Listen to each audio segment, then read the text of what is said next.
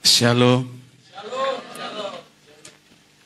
Salam sejahtera bagi kita semua. Saya percaya hari ini kita boleh berada semua anugerah Tuhan. Amin, saudara.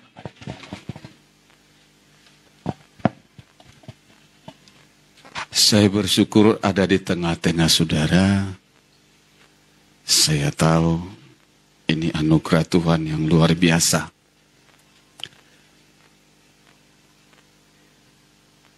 Saya adalah orang yang sangat kaku sebenarnya. Tapi tadi gembala pemuda luar biasa. Bagi saya itu. Iya.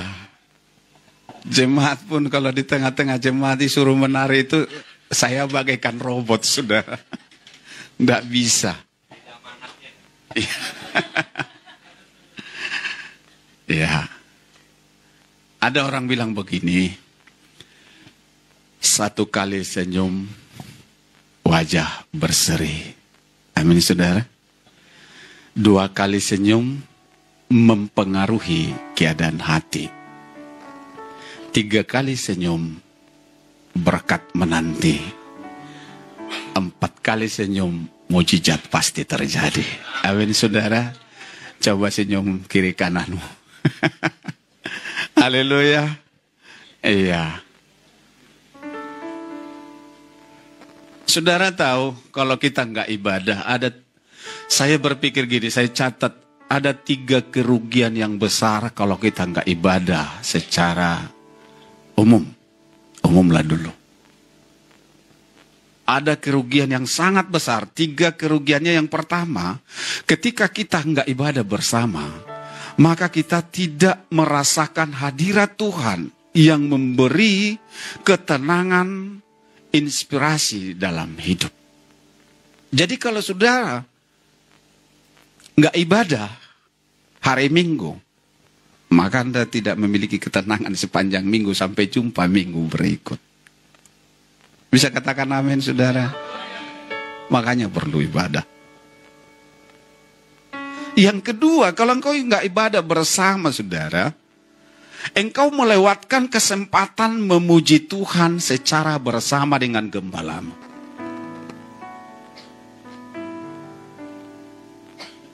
Engkau melewatkannya. Bayangkan ketika gembalamu dan jemaat yang lain menyembah Tuhan, Tuhan hadir, engkau tidak ada di situ. Kasihan.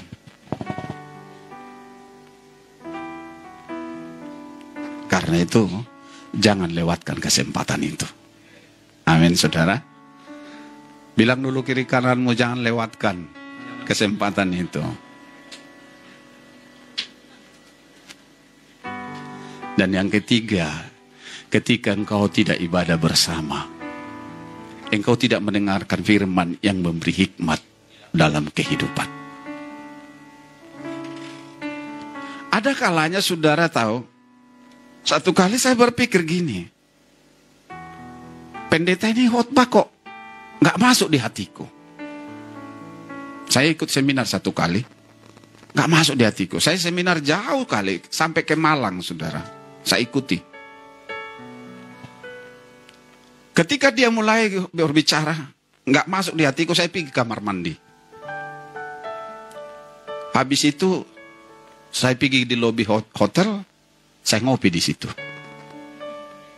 Karena nggak masuk di hatiku. Sampai pulang. Pulang di hotel, hari pertama saya lewatkan sesi itu dengan ngopi. Saya mulai berdoa. Apa sih yang salah, Tuhan? Pendetanya yang salah, yang bodoh, atau aku yang salah? Saya periksa diri. Saya berdoa sepanjang malam itu, saya minta Tuhan buka selaput yang menutupi pandanganku untuk tidak mengerti firman. Sesi kedua, hari berikut saya datang. Ketika mulai ibadah, saudara, suasana surga meliputi hati dan pikiran saya. Dan ketika firman disampaikan, itu seperti menanam padi di kebun yang becek, gampang kali masuk. Saya bisa mengerti semua arahannya. Lalu saya memahami, ternyata bukan pendetanya yang bodoh. Selaput yang menutupi pandangan saya. Karena itu Ibu Bapak yang Tuhan kasihi, saya mau ajak kita. Kalau hari ini engkau tidak memahaminya, mungkin saya juga salah. Tapi juga mungkin saudara yang salah. Amin saudara. Karena itu, saya berharap tidak ada yang saling menyalahkan. Amin. Baik, Tuhan memberkati. Saya bersyukur memiliki anak yang luar biasa. Ya, saya kalau khotbah, saya berpikir gini Ibu Bapak. Saya dari kecil sudah Kristen. Kalau saya ingat khotbah semua, pasti nggak seperti ini saya. Pasti nggak seperti ini. Pasti lebih hebat dari sini. Saya berjalan saja menurut pemahaman saya. Segala iblis akan tumbang jatuh ketakutan. Kalau saya benar-benar jadi pelaku firman, mulai dari kecil sampai hari ini. Tapi jangankan khotbah bulan lalu. Ada yang ingat khotbah minggu kemarin?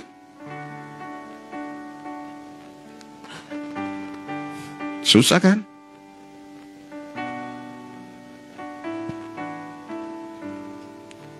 Karena otak kita kecil, kepala yang besar.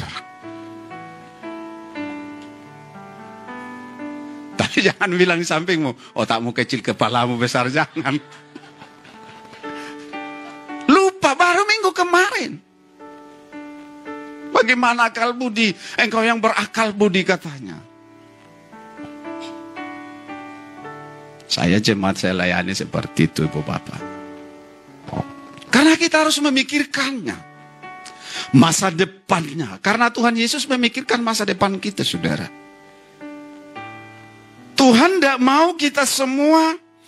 Tuhan tidak ingin kita terus menderita. Tidak. Tuhan tahu penderitaan yang kita alami.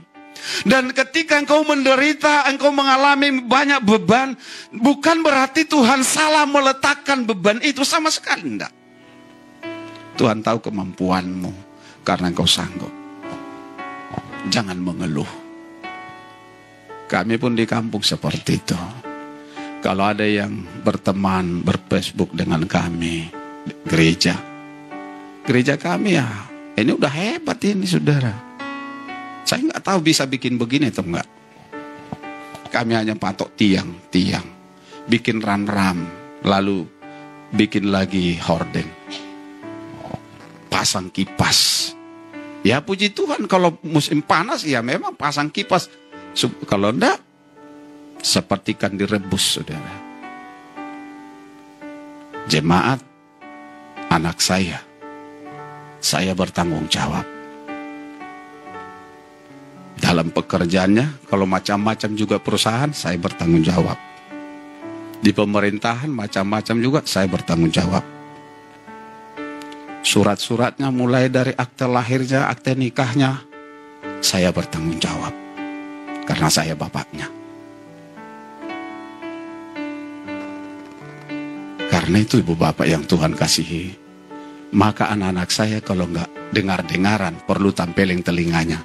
Supaya terbuka. Haleluya. Haleluya. Amin saudara. Baik. Kita akan dengar firman Tuhan. Kalau engkau merasa tersinggung, puji Tuhan.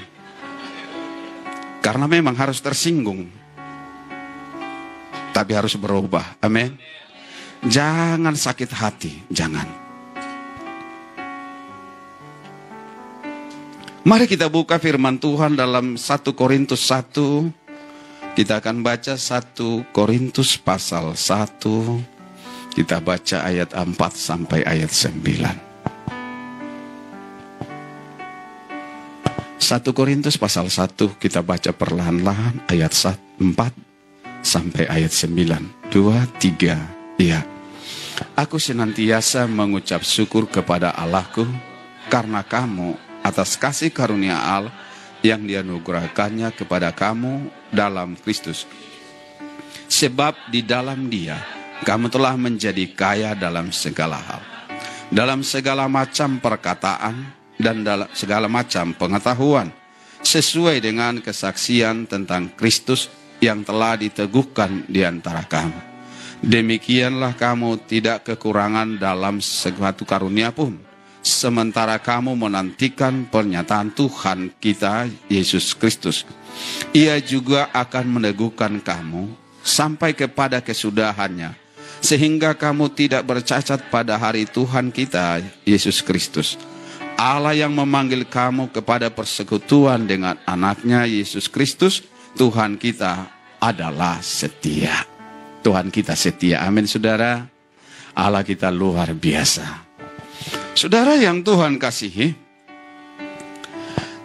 Paulus berkata kepada jemaat yang di Korintus, aku senantiasa mengucap syukur kepada Allah karena kamu.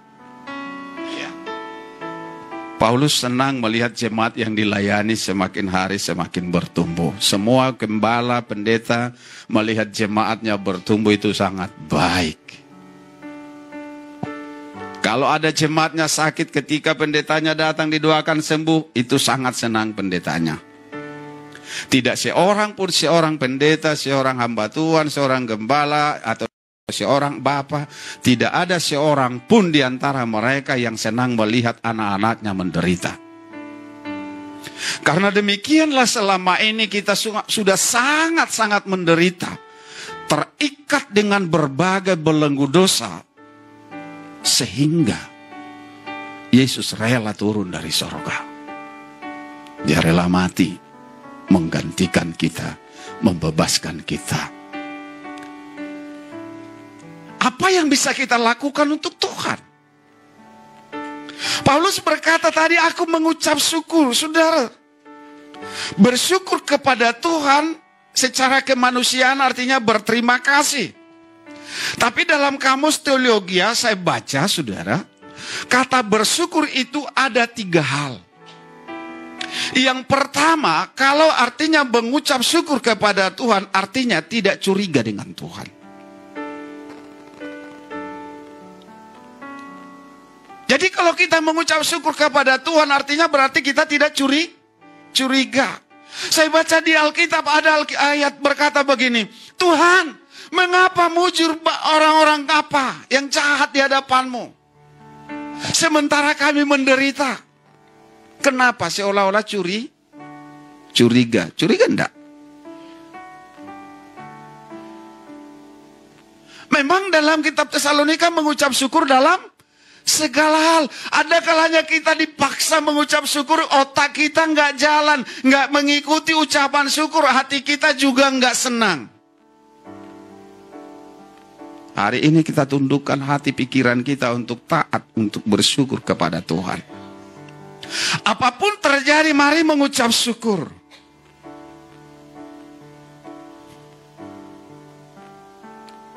Karena dalam ucapan syukur ada kuasa. Kita harus berjalan dengan jujur dan tulus, supaya nggak ribet, saudara. Lakukan karena Tuhan. Kalau nggak dibalas, nggak diapa-apain, nggak apa-apa. Amin, saudara. Kami ada jual tanah, saudara. Seorang jemaat gereja kami, sekolah pendeta, lalu mau wisuda kemarin, harus bayar sekitar 23 juta. Saya kaget. Kenapa sampai begitu? Saya sekolah nggak seperti itu. Saya ajar kau beriman. Kenapa nggak ada? Kok imam boncol yang ada? Saya bilang. Kita kan harus beriman, saudara. Iman itu nggak boleh pasif aktif. Bergerak. Saya ingat pendeta Maximilian Paulus, dia berkata begini, ketika dia pergi ke showroom mobil, lalu dia lihat mobil itu, dia senang, dia hanya pegang begini, demi nama Yesus ini milikku. Dia pulang, orang antar mobilnya. Ya mungkin iman kita nggak selevel itu, tapi paling tidak iman kita itu harus bisa menghidupi hidup kita, kan gitu. Nah saya bilang, kenapa anak ini? Oke, enggak apa-apa. Kami jual tanah ini, lalu kami panjar untuk beli tanah gereja. Tanah gereja mau kami beli 45 juta. Tapi mohon maaf, saya ngomong ini bukan minta sumbangan saudara ya. Ya, bukan. Lalu saya jual tanah ini 20 juta, 10 juta kami panjar tanah gereja. Dan saya janji bulan 12 ini saya bayar lunas. Saya tidak tahu harus bagaimana caranya, tapi saya tahu Tuhan siapkan. Tuhan siapkan. Saudara, 10 juta itu, saya bilang sama anak yang sekolah ini, udah, dari gereja 10 juta, saya kirim. Kalau sesuatu nanti pusat, sesuatu apapun, nggak bisa, kasih tahu. Kami gembalamu akan bertanggung jawab. Akhirnya jadi di wisuda anak ini. Yang saya heran, kok imannya nggak ada. Gitu. Kok loyo.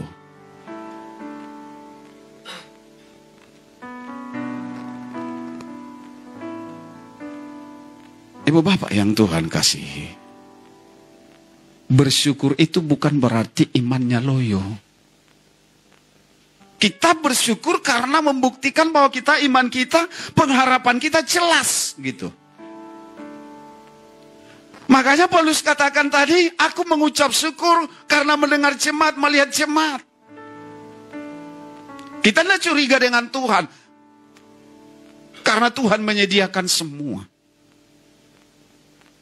Jadi bersyukur artinya yang pertama tidak curiga sama Tuhan. Banyak jemaat sih curiga. Di sini nggak ada ya, nggak ada.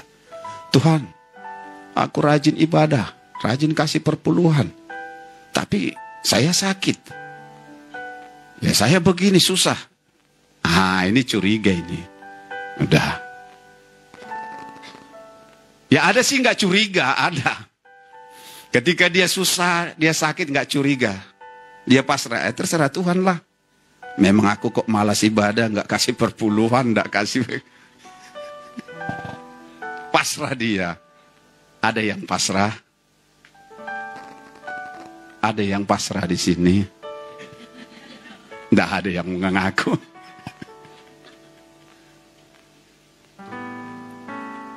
Saya minta tolong Pak Gembala, Ibu Gembala cek dulu anak-anakku ini.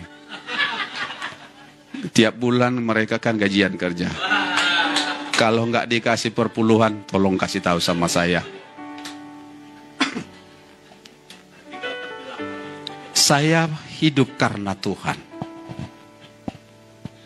Melayani Tuhan dengan golok di leher saya sudah saya alami. Dengan ancaman yang hebat saya sudah alami. Kalau hari ini saya hidup, itu karena Tuhan. Ketika anak-anakku kuliah, saya nggak punya apa-apa. Yang kupunya hanya Tuhan. Saya bilang terserah Tuhan. Kalau mau permalukan, silakan. Toh juga saya nggak malu, saya buat muka tembok.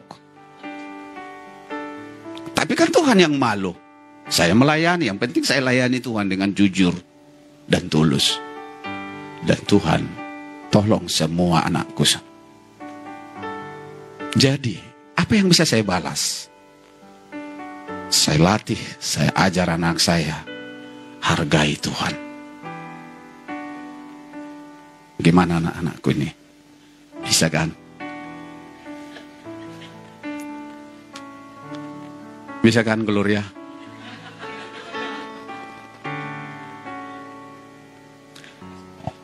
Kalau ditanya Tuhan nanti, kau suka mana ke sorga, anakmu atau jemaat?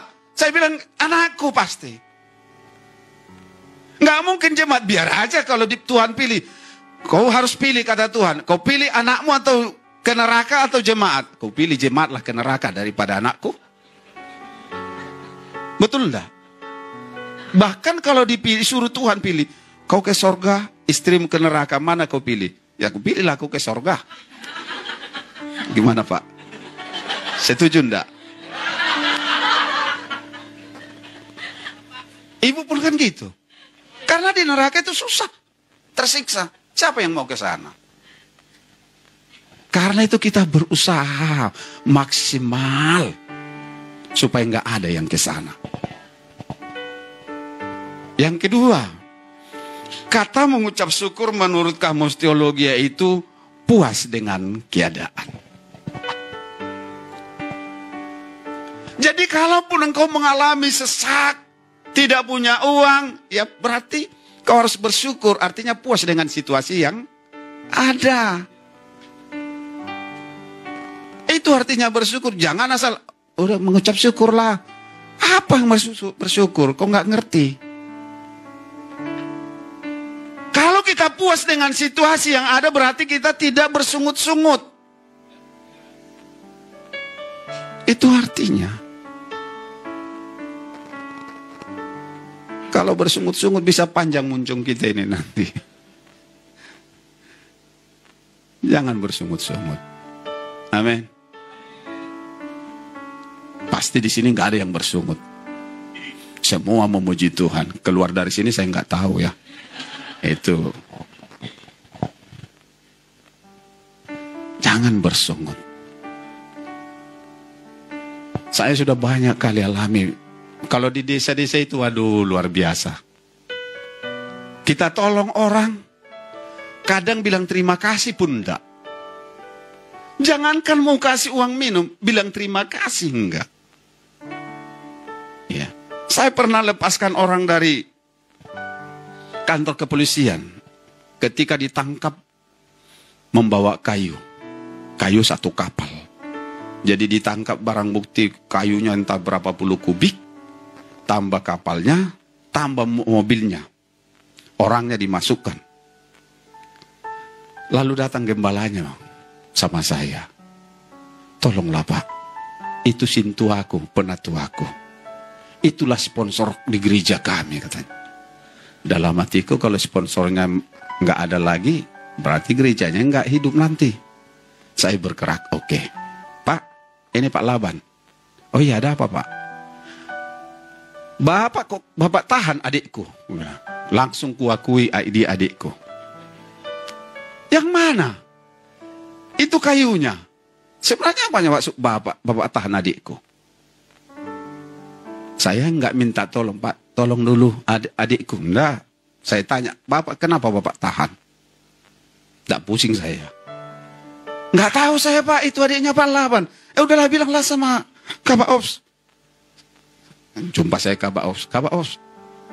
Apa sih masalah adikku kok ditahan? Loh, kok adik Bapak itu? Iya. Bilang aja kasat reskrim, keluarkan. Kasat reskrim. Adikku mau keluar sekarang. Siapa yang bilang Pak? Kapolres. Ya udah. Bawa aja semua Pak, barangnya semua suruh dibawa pulang. Saudara tahu? Bilang terima kasih pun enggak. Kalau dia ditahan mobilnya kan dengan kapalnya. Berapa ratus juta itu? Berapa tahun dia di penjara? Bilang terima kasih enggak? Apakah saya jengkel? Enggak. Saya lakukan karena Tuhan. Saya ingat khotbah UAS, dia bilang begini. Segenggam kuasa, gunakan itu untuk melanjutkan pekerjaan.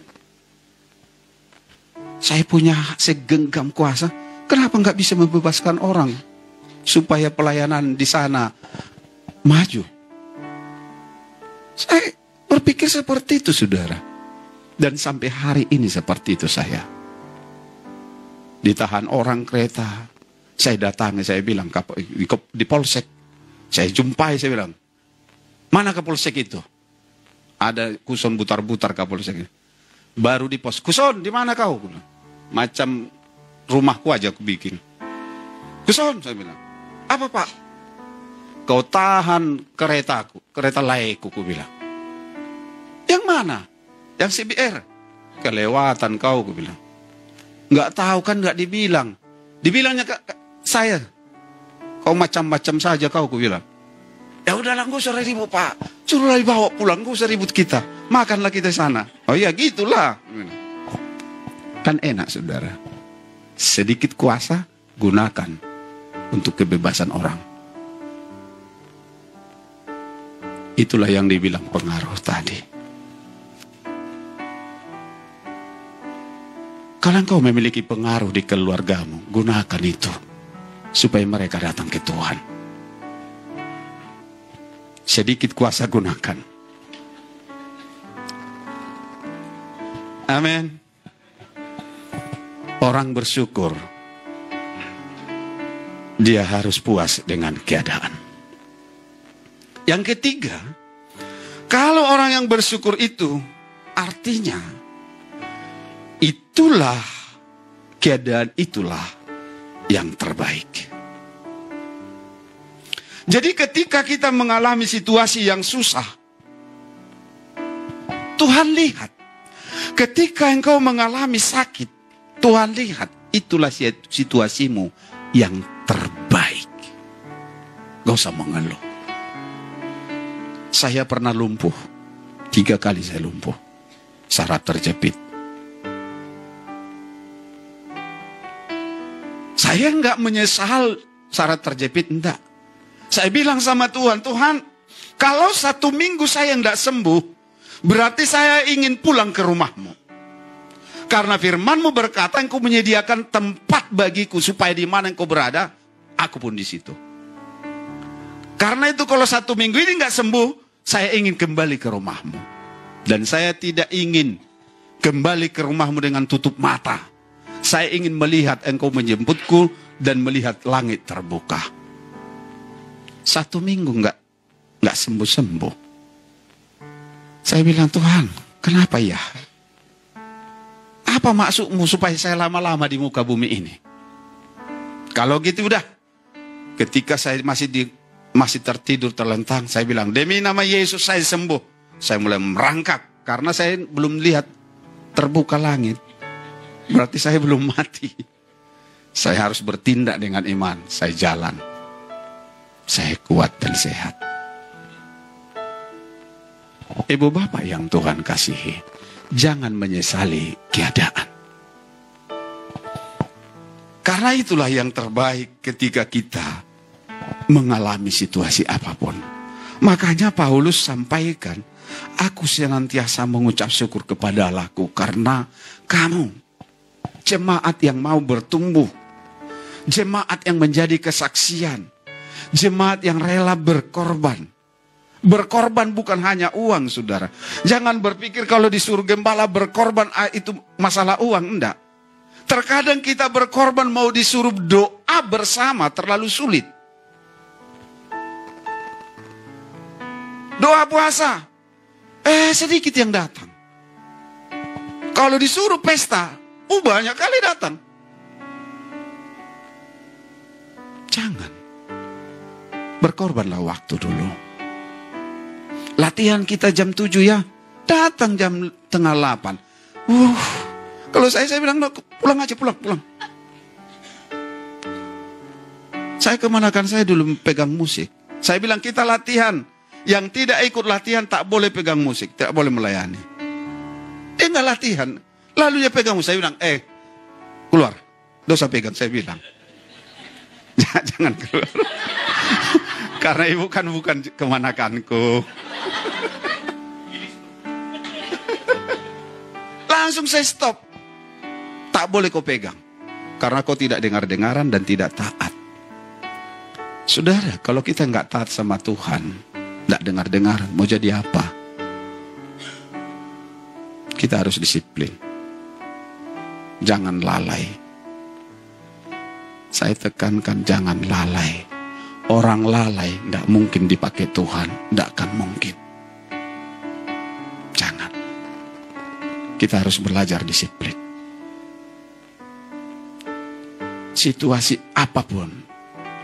Kalau kau bilang, hujan. Bukankah ada payung? Kami di kampung hujan. Tidak peduli hujan lebat apapun itu.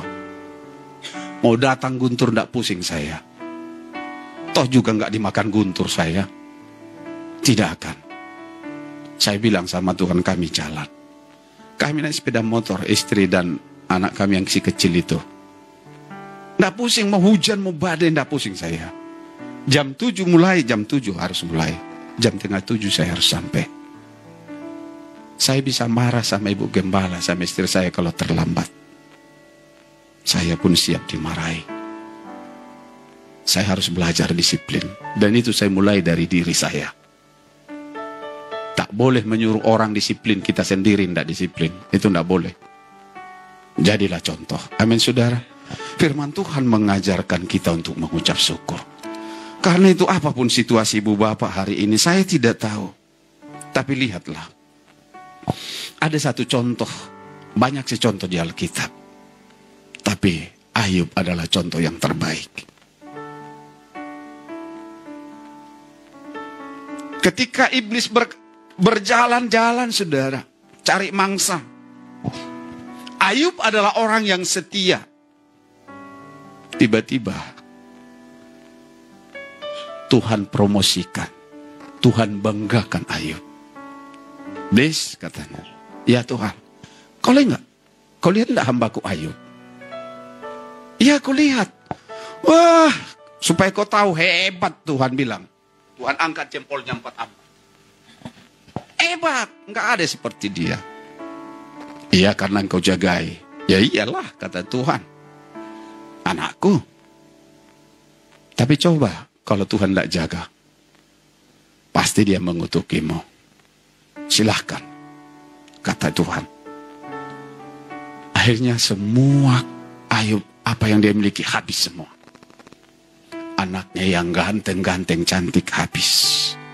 Harta yang banyak habis. Istri yang taat dengar-dengaran pun melawannya, Bu ya.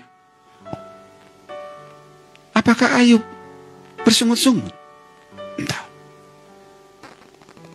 Dia tetap bersyukur. Itulah situasi yang terbaik. Dia tidak curiga dengan Tuhan. Dia puas dengan keadaan itu. Mau apapun situasinya, dia tetap bersyukur kepada Tuhan. Dengan ucapan syukur itu, ada pemulihan yang luar biasa. Ada pemulihan yang hebat. Hatinya terlebih dipulihkan. Lalu semua keadaannya, situasinya dipulihkan. Ibu bapak yang Tuhan kasihi, saya tidak panjangkan firman ini, tapi mari ingat hari ini. Bersyukur dalam segala hal. Puas dengan keadaanmu.